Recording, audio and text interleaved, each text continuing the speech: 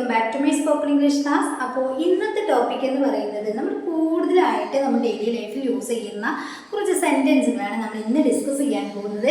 Video നിങ്ങൾ മുഴുവനായിട്ട് കാണാം കേട്ടോ. ഇപ്പോൾ ഫസ്റ്റ് സെൻറ്റൻസ് എന്ന് പറയുന്നത് നമ്മൾ എപ്പോഴും യൂസ് ചെയ്യാറുള്ളതാണ്. ഇപ്പം നമുക്ക് എവിടേക്കെങ്കിലും പോകണമെങ്കിൽ അല്ലെങ്കിൽ നമ്മൾ രാവിലെ ഓഫീസിലേക്ക് പോകാനിറങ്ങുന്ന സമയത്ത് ഒക്കെ നമ്മൾ ചോദിക്കാറുണ്ട്, നമ്മൾ ഒരുങ്ങുന്ന സമയത്ത് നമ്മൾ ചോദിക്കാറുണ്ട് ഇപ്പോൾ സമയം എത്രയായി എന്ന് ചോദിക്കാറുണ്ട് അല്ലേ. എപ്പോഴും നമ്മൾ ഡിസ്കസ് ചെയ്യുന്ന ഒരു സെൻറ്റൻസ് ആണത്. ഇപ്പോൾ സമയം എത്രയായി. ചിലപ്പോൾ നമ്മൾ കുളിച്ചിട്ടുണ്ടാവില്ല, അതായത് നമ്മുടെ ജോലികളൊന്നും കഴിഞ്ഞിട്ടുണ്ടാവില്ല. ആ ഒരു സമയത്ത് നമ്മൾ ചോദിക്കാറുണ്ട് ഇപ്പോൾ സമയം എത്രയായി. ഈ സമയം എത്രയായി എന്ന് ചോദിക്കാൻ വേണ്ടിയിട്ട് നമ്മൾ എന്താ യൂസ് ചെയ്യുക? സമയം എത്രയായി എന്നൊരു ക്വസ്റ്റ്യനാണ് നമ്മൾ ചോദിക്കുന്നത് അല്ലേ. അതിന് വേണ്ടിയിട്ട് നമ്മൾ യൂസ് ചെയ്യുന്നത് what time is. What time is it. What time is it എന്ന് പറഞ്ഞു കഴിഞ്ഞാൽ സമയം എത്രയായി എന്നാണ്. ഇനി അതിൻ്റെ കൂടി ഇപ്പോൾ എന്നും കൂടി നമ്മൾ ആഡ് ചെയ്യുന്നുണ്ട്. So what time is it now. What time is it now എന്ന് പറഞ്ഞു കഴിഞ്ഞാൽ ഇപ്പോൾ സമയം എത്രയായി എപ്പോഴും നമുക്ക് യൂസ് ചെയ്യാൻ പറ്റുന്ന ഒരു സെൻറ്റൻസ് ആണ് അല്ലേ. അപ്പോൾ നമ്മോട് ഇങ്ങനെ ചോദിക്കുകയാണ്, നിനക്ക് എപ്പോഴാണ് പോകേണ്ടത്, അല്ലെങ്കിൽ എപ്പോഴാണ് നിനക്ക് പോകേണ്ടത് എന്ന് ചോദിക്കാറുണ്ടല്ലോ. എപ്പോഴാണ് നിനക്ക് പോകേണ്ടത് എന്നെങ്ങനെ ചോദിക്കുക? When do you want to go. When do you want to go എന്ന് പറഞ്ഞു കഴിഞ്ഞാൽ എപ്പോഴാണ് നിനക്ക് പോകേണ്ടത്. നെക്സ്റ്റ് പറയുന്നത് എന്താണെന്ന് വെച്ചിട്ടുണ്ടെങ്കിൽ എനിക്ക് 7 മണിക്ക് പോയാൽ 9 മണിയാകുമ്പോഴേക്കും ഞാൻ റെയിൽവേ സ്റ്റേഷനിൽ എത്തും അല്ലേ. എനിക്ക് 7 മണിക്ക് പോയാൽ 9 മണിയാകുമ്പോഴേക്കും ഞാൻ റെയിൽവേ സ്റ്റേഷനിൽ എത്തും. ഇതെങ്ങനെയാണ് പറയാം? കുറച്ച് ലെങ്ത് ഉള്ള ഒരു സെൻറ്റൻസ് ആണ് കേട്ടോ. നമുക്ക് സിമ്പിളായിട്ട് പറയാം അല്ലേ. 7 മണിക്ക് പുറപ്പെട്ടാൽ എന്നൊക്കെയല്ലേ പറയുന്നത്. അപ്പം അതിന് വേണ്ടിയിട്ട് പോയാൽ, പോയിരുന്നെങ്കിൽ എന്ന് പറയാൻ വേണ്ടിയിട്ട് നമ്മളുടെ ഫസ്റ്റിൽ ഇഫ് എന്ന് യൂസ് ചെയ്യാം. ഇഫ് ഐ ലീവ് അല്ലെങ്കിൽ ഇഫ് ഐ ഗോ എന്ന് പറയാം. ഇഫ് ഐ ലീവ്, ലീവ് എന്ന് പറഞ്ഞു കഴിഞ്ഞാൽ പുറപ്പെടുക എന്നാണ്. അപ്പം if I leave at 7 o'clock, 7 മണിക്ക് പോയാൽ അല്ലെങ്കിൽ 7 മണിക്ക് പുറപ്പെട്ടാൽ. If I leave at 7 o'clock, ഞാൻ 7 മണിക്ക് പുറപ്പെട്ടാൽ എനിക്ക് 9 മണിയാകുമ്പോഴേക്കും റെയിൽവേ സ്റ്റേഷനിൽ എത്താം അല്ലെങ്കിൽ എത്തും എന്നൊക്കെ പറയാൻ വേണ്ടിയിട്ട് ഐ വിൽ റീച്ച് എന്നാണ് അല്ലേ. I will reach railway station by use ചെയ്യുന്നത് അപ്പോഴേക്കും അല്ലേ. 9 o'clock, 9 മണിയാകുമ്പോഴേക്കും എനിക്ക് റെയിൽവേ സ്റ്റേഷനിൽ എത്താം. 7 മണിക്ക് പുറപ്പെട്ടാൽ 9 മണിയാകുമ്പോഴേക്കും എനിക്ക് റെയിൽവേ സ്റ്റേഷനിൽ എത്താം അല്ലെങ്കിൽ എത്തും എന്ന് പറയാൻ വേണ്ടിയിട്ട് ഇവിടെ പുറപ്പെട്ടാൽ അല്ലെങ്കിൽ പുറപ്പെട്ടിരുന്നെങ്കിൽ ഇതിന് വേണ്ടിയിട്ട് നമ്മൾ ഇഫ് എന്ന് യൂസ് ചെയ്യുന്നത്.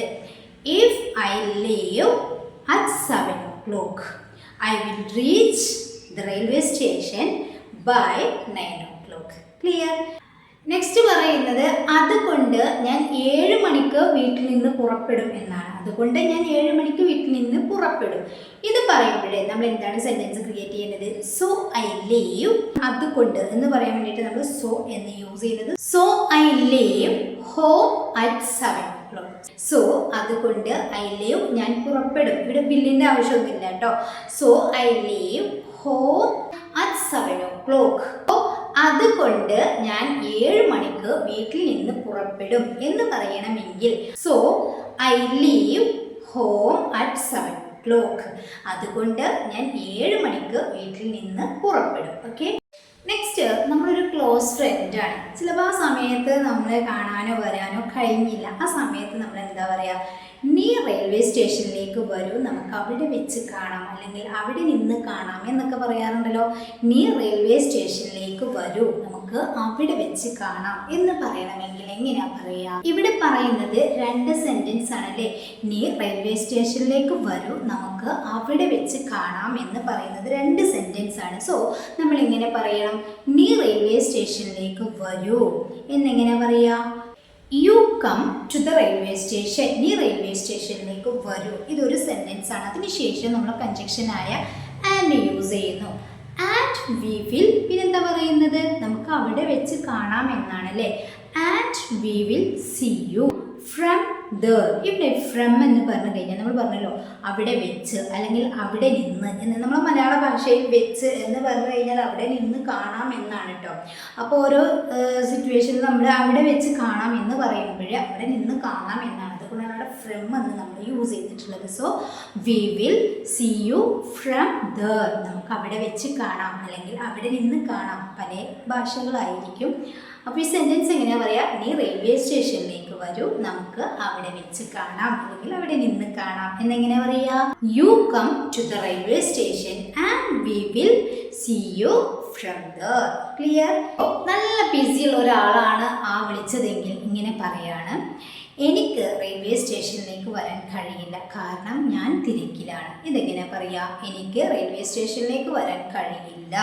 എനിക്ക് റെയിൽവേ സ്റ്റേഷനിലേക്ക് വരാൻ കഴിയില്ല കാരണം ഞാൻ തിരക്കിലാണ്. സിമ്പിളായിട്ട് നമുക്ക് പറയാൻ പറ്റും, എനിക്ക് കഴിയില്ല, I can't come to the railway station.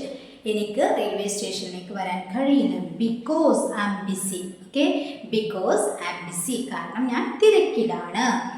Next, വൈകുന്നേരം 5 മണിക്ക് എനിക്ക് വരാമായിരുന്നു എന്നെങ്ങനെ പറയാ?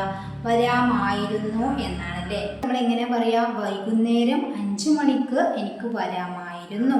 ഐ കുഡ് ഹാവ് കം, എനിക്ക് വരാമായിരുന്നു after 5 PM. I could have come after 5 PM. വൈകുന്നേരം 5 മണിക്ക് എനിക്ക് വരാമായിരുന്നു. ഇപ്പം ആ വ്യക്തി 5 മണിക്കൊക്കെയാണ് റെയിൽവേ സ്റ്റേഷനിൽ ഉള്ളതെങ്കിൽ നമ്മൾ ഇങ്ങനെ പറയാറുണ്ട്, വൈകുന്നേരം 5 മണിക്ക് എനിക്ക് വരാമായിരുന്നു. വൈകുന്നേരം 5 മണിക്ക് എനിക്ക് വരാമായിരുന്നു. ഇതെങ്ങനെ പറയാ? വരാമായിരുന്നു. I could have come. Could have വരുമ്പോൾ നമ്മൾ verb V3 form, കമ്മിൻ്റെ V3 come തന്നെയാണ്. അപ്പം I could have come after 5 PM. I could have come after 5 PM. ആ വൈകുന്നേരം 5 മണിക്ക് എനിക്ക് വരാമായിരുന്നു. അപ്പോൾ ഇന്ന് നമ്മൾ ഡിസ്കസ് ചെയ്ത സെൻറ്റൻസ് എന്ന് പറയുന്നത് നമ്മുടെ ഡെയിലി ലൈഫിൽ ഏറ്റവും കൂടുതലായിട്ട് യൂസ് ചെയ്യുന്ന സെൻറ്റൻസുകളാണ്. ഈ വീഡിയോ കണ്ടിട്ട് നിങ്ങളുടെ അഭിപ്രായം കമൻറ്റ് ചെയ്യുക. അതുപോലെ തന്നെ നമ്മുടെ ലൈവ് ക്ലാസ്സിൽ പങ്കെടുക്കുക. ലൈവ് ക്ലാസ് എന്നാണെന്ന് ഞാൻ വീഡിയോയിൽ പറയാം. അതെല്ലാം നിങ്ങൾക്ക് എന്നാണ് വേണ്ടതെന്ന് നിങ്ങൾ കമൻറ്റിൽ അറിയിക്കുക, ടൈമൊക്കെ അറിയിക്കുക കേട്ടോ. പിന്നെ വീഡിയോ ഇഷ്ടപ്പെട്ടാൽ ലൈക്ക് ചെയ്യുക, ഷെയർ ചെയ്യുക. ചാനൽ സബ്സ്ക്രൈബ് ചെയ്തിട്ടില്ലെങ്കിൽ പ്ലീസ് ഒന്ന് ചാനൽ സബ്സ്ക്രൈബ് ചെയ്യുക. അപ്പോൾ ശരി, താങ്ക് യു സോ മച്ച്.